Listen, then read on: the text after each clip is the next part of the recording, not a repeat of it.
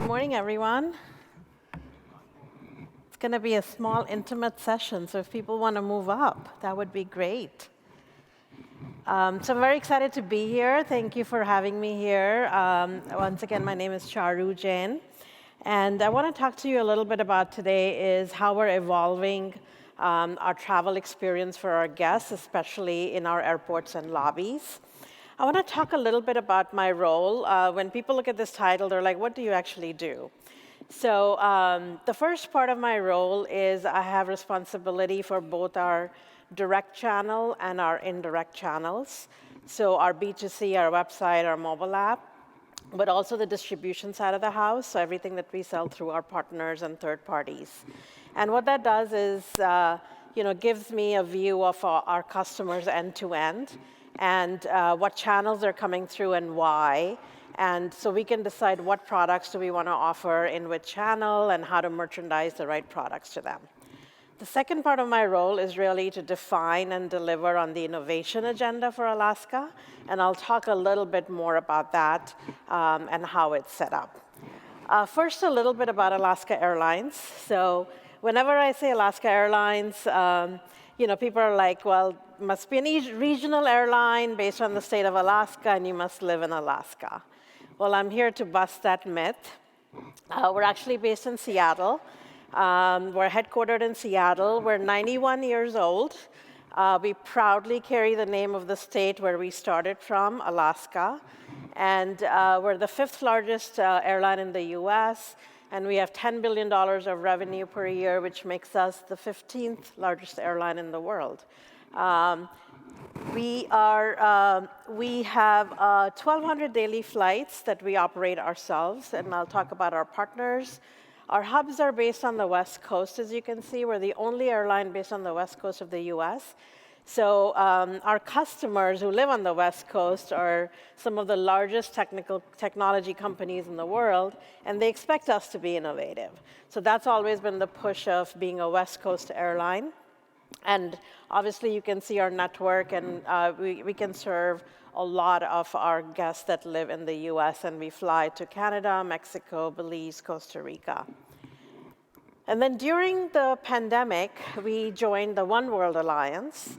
So we now are part of One World, and we have now 28 partners, One World and Global, that we work with. And why that's important is really, our North Star and our vision is really to offer that same seamless experience that you would have if you were on the same metal.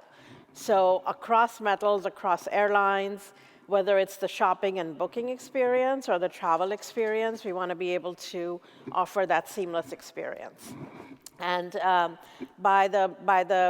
a couple of months, we'll be actually selling 10 of these partners on our website, which is also very, very exciting. And today, all the One World carriers, we have a digital board, and it's meeting here upstairs today. And that's a great way for us all to come together and talk about how do we make this a seamless experience for our guests. And I would say that innovation has always been in the DNA for Alaska Airlines. Even when we started flying initially, we were the first airline to do flying in the state of Alaska, which is under very, very hard conditions and using satellite-based GPS. We've been a pioneer in sustainability and biofuel. We were the first airline in the US to sell tickets online. We were the first airline to put kiosks at the airport, and I'll talk a little bit more about that. We are using AI/ML in our flight dispatch process to make sure we use the least amount of fuel possible. And we're actually using VR technology for training for our pilots. So a lot of different innovations that happen across the company. And we continue on that innovation journey. So innovation is getting back to the second part of my job, which is really defining and delivering on the innovation agenda for Alaska Airlines. Innovation is one of our 4 growth pillars within our strategy, within our strategic plan. And within that pillar, we've defined focus areas.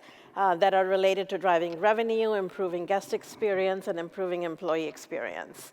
And those are our focus areas within that pillar. As you can imagine, those things touch every part of the company. So there's not one group that can deliver on it. So there's a lot of partnership and collaboration in actually delivering on any of these innovation efforts. When I took on this role, I started, like I said, 6 years ago as the CIO, and then this role was created as the commercial part of the business. And I worked with our execs and our Alaska Air board members to define what does innovation mean for Alaska at this point in time. We did a lot of things back in the 90s and the early 2000s, but what does innovation mean now? And based on that, created a strategy and a framework and funding around innovation effort. And our Alaska Air board members, we actually now have an innovation committee of the board. 5 of our board members serve on it. They come from very known technology companies that you all know about, Google, Meta, Atlassian, and others. And they challenge us to continue innovating. And I lead that from the Alaska side of the house. So it's been great to have innovation all the way from the board to our executives. And it was also very important to us to make sure that our innovation actually ends up in the hands of our guests or in the operation. So it's not just about ideation and piloting and trying different things. It's also actually delivering and making it real. So I have both the ideation side and the strategy side, but also the delivery side. So we come up with ideas, we try them out, things work and things don't work, which is part of innovation and taking risks. And then we take things that work and then move them through our delivery and our product teams to get them out. And that's actually given us an agility in the business that is allowing us to innovate and offer a lot of firsts in the industry, because the ideas that we have can flow into our delivery teams and actually see the light of day, whether it's in an airport or on board the plane or for our employees. So today I'm going to talk, last year when I was here, I talked a little bit about what we've done on board and a sustainability point of view. Today I'm going to talk a little bit about really focus on the lobby experience. So this is a picture of SeaTech, which is our hometown airport. It's our hub, it's our largest hub, and we're the largest carrier at SeaTech. This picture is not very inspiring, and really the pain points that we have are, guests are, they don't know how long it'll take for them to get through a lobby. It's a point of stress and anxiety because they need to drop their bags, they don't know how long it's going to take them, they want to get through security. I was talking to Eric yesterday and just contrasting airports in the US compared to airports in this part of the world. And in the US, we have a lot of proprietary airports. So we do have common use, but they're far and few between. So for 115 airports that we have, it's probably 90 at least are proprietary. So we're responsible for this. The airport definitely has a part in this, but we're responsible for this. Flying is back to 2019 levels and has been. And we need to grow, and the technology is 25 years old. So when we started thinking about how do we move forward, how do we get to an experience where guests can be, they know what to expect, and also allow us to grow without really expanding our footprint at the airports and our cost at the airport.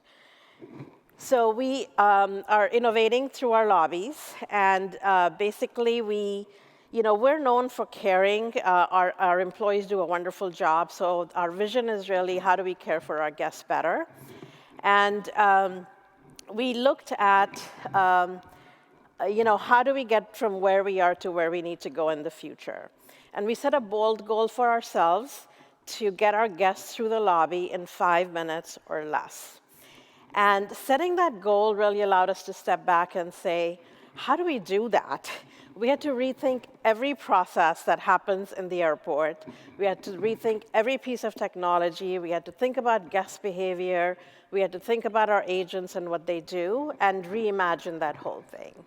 And so we're on our journey. This has been a few years in the making, and we have started on this journey. But the plan is really to get guests to the lobby in 5 minutes or less and innovate our technology. So how do we do that? Let me talk through that. So the first part of that process is making sure guests are coming in prepared, that they're checked in. Now, all of us are airline people or close to airlines, and we know that check-in just doesn't mean check-in. It means that everything is fine with your PNRs and your ticket and your reservation, and you can actually travel. And if our guests have a problem checking in, then they have the time to actually call res to resolve that problem, or they know that they need to get to the airport early to resolve it. So the fact of getting people to check in and have their boarding pass has been a big focus area. Now, everything that they need to do, check in, change their seats, upgrade, pay for things, is all available today on our mobile app or on our website or any of our digital properties. So why do people wait to get to the airport and do all of these things? So we've been really, for the last year, influencing our guests to check in and come to the airport checked in. The second part is if you don't have a bag, don't even stop in the lobby, just go straight through security. So as we're redoing our hubs, we're making sure that there is a very seamless way to get to security. If you have a bag, you need to print a bag tag. So we are retiring all our old kiosks and have introduced what we call a bag tag station. And it's an iPad, first time connected to a bag tag printer. And all this thing does is it prints a bag tag and you can pay for a bag. That's it. So you cannot do anything more. You cannot print a boarding pass. You cannot change your seats. You cannot do upgrades, because all of that you're able to do in the mobile app. And so we were the first airline, as I said, to put kiosks at the airport. And we're the first airline in the US to remove kiosks from airport. And these have now been deployed to about 10 stations, including 2 of our hubs. And we're finding that the average time guests are spending on these are like 45 seconds, compared to 2 or 3 or 4 minutes that people would spend at a kiosk, because they can do so many things. For people to take even that step away, last year, I'm very proud to say we were the first airline in the US to announce electronic bag tags. So we partnered with BagTag, who's out here, we're piloting about 2,500 bag tags right now. And basically, this takes that first step away to even print a bag tag. So if you have an electronic bag tag, you can set it up at home, and then when you get to the airport, you can drop the bag. Now, I would love to, at some point, get to the point where there are no bag tags needed. And I know a lot of our innovation partners out there are trying to solve that problem. So I'm very interested in getting to that point. But until we have bag tags, these are 2 ways very easily to print or have a bag tag. And then next year, we will start deploying automated bag drop machines at our hubs and big cities. So these are very prevalent in Asia and Australia and Europe, but in the US, they are not.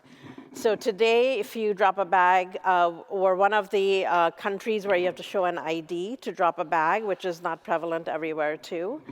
And so you have to see an agent, show your ID, and they can scan your bag. Tomorrow, we will use biometrics and these automated bag drop machines for people to have that choice, so that they can drop their bag easily and then move on to security. So these steps of getting ahead of time, checking in, if you need a bag tag, very quickly printing a bag tag and being able to drop the bag, are really all parts of getting to that 5 minutes or less. However, our agents, so how do they fit into this picture? Our people are amazing. If you've traveled Alaska Airlines, you will know our people take really, really good care of our guests. And so we're making sure that our guests have all of the tools to help, our employees have all of the tools to help our guests that need help. So today they're doing a very transactional thing of scanning every bag tag. Tomorrow it's all going to be about the experience and what they can do to really help families or people that need help. Our employees also have mobile devices and iPads that they use, so they don't need to work behind the counter, they can be ahead of the counter. And they're able to do everything on that iPad. And we've connected that iPad to the bag tag stations that I showed you. So we call it Connected Agent. So they know exactly what's happening at every one of those stations, who's the guest checking in, what's the PNR. And so if there is a problem, they can actually help the guest remotely or by going to them. So this is the part of if you're in a line, you don't have to get out of line and go to another line to solve your problem. The agents can help you with it. So with all of this Apple technology in the hands of our employees, our guests, mostly 80% use iOS devices, we've created this ecosystem, connected ecosystem within the lobby where all of these, it's not just people connecting, it's technology that's connecting to each other. So how's it been going? Like I said, these have been rolled out. We are seeing a change in guest behavior because of all of the communications that are being sent out. And we're sending out an SMS 4 hours before the flight if they haven't checked in to encourage you to check in. And we're seeing a 10-point improvement in people that are coming to the airport already checked in at the 10 stations that I talked about. So at our new stations where we're starting to deploy this technology, we're seeing about an average of 80% of our guests are coming in checked in. So that's really great because that was the biggest thing is we don't want to add work for our agents. It's really about taking work away from agents and having people more prepared. We also see that one of the biggest worries was paper boarding passes. People that are, they really want their paper boarding pass. And paper boarding passes work. We are not printing them out of these bag tag stations, but people can print them at home or they can see an agent, and the agents can also print them at a mobile printer and bring it to the guest. And what we see is about 90% of scans for getting a bag tag are actually a digital boarding pass and not a paper boarding pass. So all of these are very positive trends towards changing guest behavior and agent behavior so that this lobby can really work very, very quickly. We deployed to SeaTech Airport, the picture that I showed you. I think the first phase was last week. Or 2 weeks ago. I'm getting all confused because these were happening so quickly. I think Anchorage happened this week. And just seeing, guests come through it and they're like, this is the fastest lobby I've been through, are some of the comments we're getting. Agents are sort of worried about it. They're like, what is this thing? And it doesn't do everything, so I'm going to have to do all of the work. And then when they see the speed and the simplicity of it, and that guests are coming in checked in, it really helps them to feel like that we're listening to them, we took their things into consideration, and it's really to help them also. So we're very excited about this. We believe this will be a truly innovative experience in the US. And again, going back to making that commitment of getting you through the lobby in 5 minutes or less. People that want to see an agent or talk to an agent will always have that available. So that's part of our brand of who we are. So you will always have the choice, but we also want to give everybody a choice to do it seamlessly. So with that, we have about 6 minutes, so I'll open it up for questions if anybody has any. And we have a number of Alaska team members here. Maybe you guys can raise your hands, and if you have any questions, you can see them too, because this all takes a village to deliver.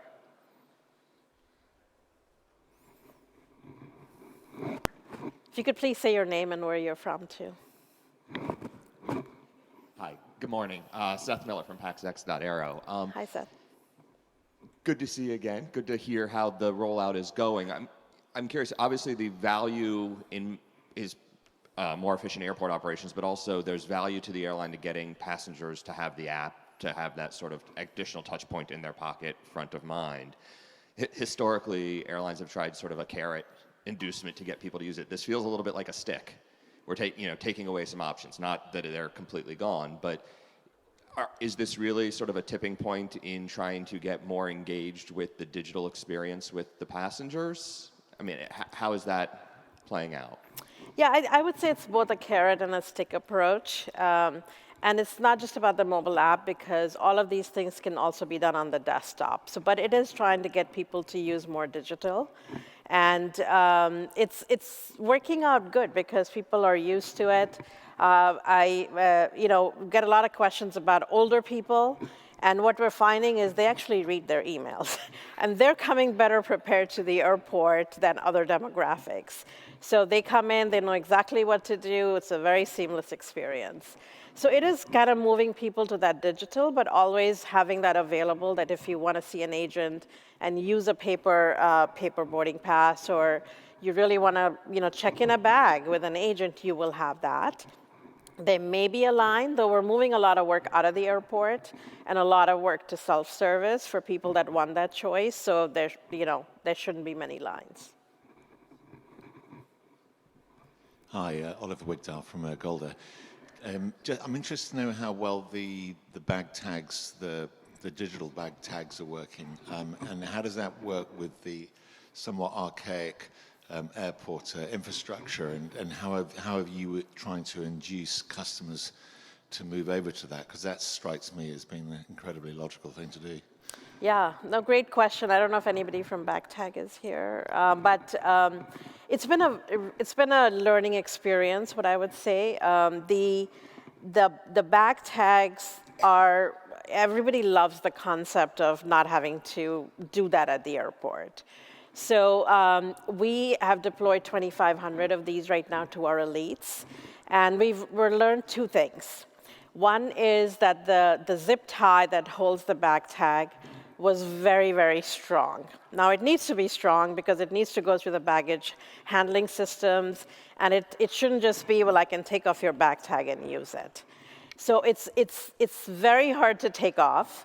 In fact, if you want to take off your own, it takes a little bit of an art. So we're working with BagTag to find something that's a little more flexible, but still has that integrity that it can go through the BHSs and everything. So they have a new one that we're testing right now, and then we will replace that. The second thing that we're working through is, it uses NFC on your mobile phone to activate the tag on the EBT. Based on the model of your phone and what it is, exactly where you place the EBT can be a little challenging. So people get the bag tag, it doesn't have a battery, which is why it can last for much longer and it's more sustainable.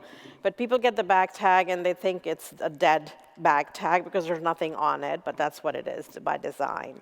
So we're working through a registration process where when people get a bag tag, they can actually go in and register it and then try tagging their bag so that when they're actually traveling, within that 24-hour window where they can do the bag tag, they've already done it one time. So it's easy for them. So having said that, what we're seeing is about 75% of people that have responded to how is it going find it very convenient, more convenient than paper tags. And 55% of them say that it saves them time at the airport. Now, at this time, we don't even have the automated bag drop. When we add those, it'll actually save much more time. So it's been a very good learning experience, and it's definitely part of our strategy moving forward, and we're resolving these things. Good morning. I'm Elena from Qatar Airways. Hi, Elena. I wanted to ask if you've tried to incentivize your guests to come prepared at the airport, and if you have, if you can speak what has worked, what hasn't worked. I'm asking this because for the World Cup, we used to do this to encourage people to do the online check-in. So Yeah. just curious. Yeah. Thank you. I would say it's a little bit of a carrot and stick approach, as we were talking about. We've been doing a lot of communications to our guests, pre-trip communications. We send out an email 3 days before and an email a day before, and really encouraging them to download and check in, and letting them know that there's a new process at these stations, and it'll help them to be checked in. And then we added an SMS message 4 hours before. So if we see that you haven't checked in, we send you an SMS and with your confirmation code in there, so you can click on that and go check in. And then if you still haven't checked in and you come to the airport, and we have QR codes that you can scan and use that to check in. And what we're finding is people come first time. With the World Cup, obviously, how many times are you coming in? But for our passengers, our guests, you come in one time, you sort of learn that this is the new way, and then the second time you come in already checked in. So it's changing behavior in both communication is helping them, and then in the airport when they go through it one time, it helps them to do it the second time. Okay. Did you have a question? I'd make that the last question. Hi, I'm Christian Highlander from MasterCard. Impressive presentation. You have a broad network. How do you secure consistency in delivering this experience for your guests across your network and in an alliance setting? Yeah. So what I would say is all our proprietary airports, we control this experience. For our common use airports, we're using the common use hardware, but the application is the same. So you're not going to be able to do more than just print or pay for a bag tag. Even though common use solutions could allow you to print a boarding pass, we're not allowing that. So it's just become the new process going forward, and that's going to be consistent in every different way. And then part of working with the One World carriers is how do we really make this more consistent across. Obviously, you can print bag tags for carriers other than us. And we're really very soon going to be introducing our first partner with American Airlines, where you can check in on either the Alaska app or the American app for either carrier, whoever could be first or second or third in the thing. So we're really looking at how to expand this now from a global point of view. But obviously, these are more our proprietary experience right now. Okay, well, thank you so much for being here. Great questions, and we'll be around if there's any other questions and finding us. So thank you for listening to kind of how Alaska is innovating the guest experience, and we continue to take different parts of the journey. So I look forward to coming back and talking about some other part we've innovated next year. Thanks.